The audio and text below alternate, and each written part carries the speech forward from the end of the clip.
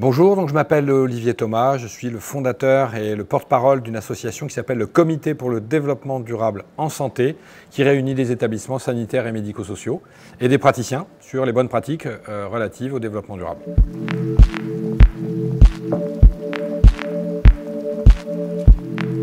Aujourd'hui, on essaie de secouer le cocotier, c'est-à-dire qu'après quasiment 20 ans de travail sur ces sujets-là, on a décidé d'alerter le grand public, la presse, les médias, sur tous les sujets relatifs au développement durable dans l'univers de la santé, notamment au regard de la crise Covid, qui a généré de nouvelles attentes et aussi de nouvelles attitudes. Les impacts, il y en a plusieurs. Premièrement, ça a été un facteur incroyable de cohésion entre les équipes, les métiers et les acteurs. Cohésion aussi entre les secteurs, le public et le privé qui commencent enfin à travailler ensemble. Ça a été un moteur d'innovation avec de la recherche, même de petites choses, de petites organisations dans les services et de l'innovation au sens plus large du terme. Et je pense surtout que ça a été un vecteur très rapide de compréhension, pas forcément que les acteurs politiques, par l'ensemble des acteurs, sur le fait que la sécurité sanitaire et environnementale doit être au cœur des organisations. C'est pas un vain mot, c'est pas une histoire, c'est pas, comme je le dis souvent, une option dans le référentiel de la HAS. Non, ces sujets-là ne sont pas une option, ces sujets-là, au contraire, devraient être au cœur de la politique de santé et il me semble qu'actuellement, la grande majorité des acteurs sont en train de comprendre ces enjeux-là.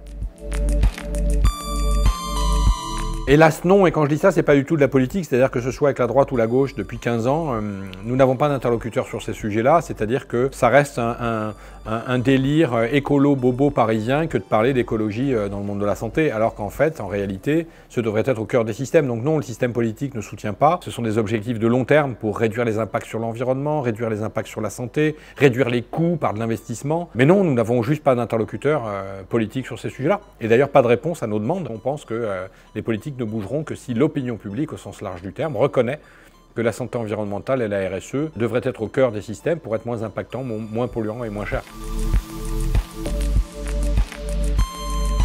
Je pense qu'il faut de l'incitation et de la mise en lumière. C'est-à-dire que tous les acteurs qui font des choses vertueuses sur les sujets de la RSE doivent être financés, subventionnés. On doit mettre de l'éco-conditionnalité dans les financements. Je proposais la baisse de la TVA avec un taux réduit sur tous les matériaux innovants, sains, biosourcés. Baisse de la TVA, c'est très important parce que les hôpitaux ne récupèrent pas la TVA. Quand vous passez de 19,6 à 5,5, vous gagnez quasiment 12%.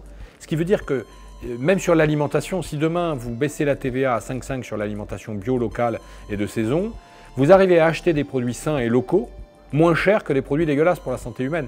Donc si vous voulez, vous inversez la tendance très fortement grâce à ce genre d'incitation. Donc il faut de l'éco-conditionnalité et du financement sur ces sujets-là.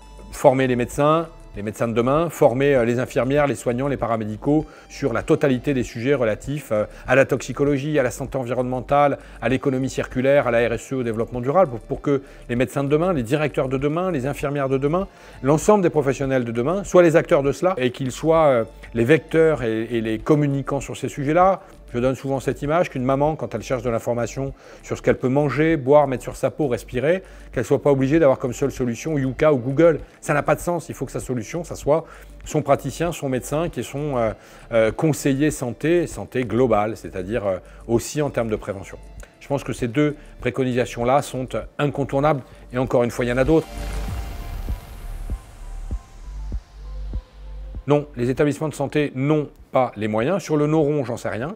Aujourd'hui, ils ne les ont pas puisque dans la tarification à l'activité qui existe aujourd'hui, il n'y a pas de ligne budgétaire sur la transition énergétique, sur l'éco-conception des soins, sur le tri et la revalorisation des matières résiduelles, sur la qualité de vie au travail. Donc, c'est lié au bon vouloir du directeur ou de l'ARS ou de l'établissement de santé. Que l'ensemble des professionnels de santé arrivent à mettre assez de pression à leur organisme de tutelle, au ministère de la Santé notamment, pour leur faire comprendre que tous ces sujets de santé environnementale doivent être financés d'une part dans le plan de relance du pays, puisqu'il y a 100 milliards dont 30 sont affectés à la transition écologique et énergétique. Donc ça veut dire que l'hôpital, on doit lui créer son fonds pour la rénovation énergétique hospitalière. Ça, c'est un des premiers points. Et le deuxième point, faire en sorte que nous ayons des interlocuteurs identifiés dans les ministères de la Santé, ministère de l'Environnement, ministère de l'Économie et à la DGCCRF, pour que quand on constate sur le terrain des problèmes avec des dispositifs médicaux, des problèmes de lait infantile, des problèmes de contenants qui relarguent des composés organiques volatiles, eh bien on puisse avoir des interlocuteurs qui sanctionnent, interdisent des produits qui sont dangereux pour la santé humaine ou pour l'environnement. Donc des interlocuteurs, ça serait formidable.